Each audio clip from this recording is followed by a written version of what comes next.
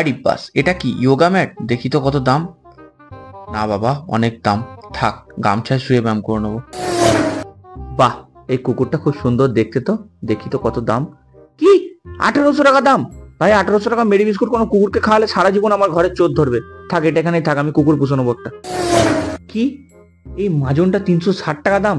কাল থেকে নিম ডাল ভেঙে নিম দাতন করবো, এসব মাজন ফালতু। একটা ফ্রাইং প্যান তো কেনাই যায়, ভালোই অফার দিচ্ছে।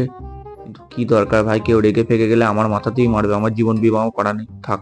এটা আবার কি রে ভাই, পিঠে সাবান দিয়া? 120 টাকা দিয়ে সাবান ঘষা কিনবো? তার থেকে ভালো তো বাথরুমের দরজাটা খুলে মাকে একবার বললে ঘষে দেবে, থাক, 120 টাকা বেঁচে যাবে। জামার প্রিন্টটা তো খুব ভালো। কত দাম? 2500 টাকা? ভাই, সব কটা জামার দাম না তো? এ তো একটা জামারই মনে হচ্ছে। কি দরকার ভাই, এক থলে জামা হবে, থাক।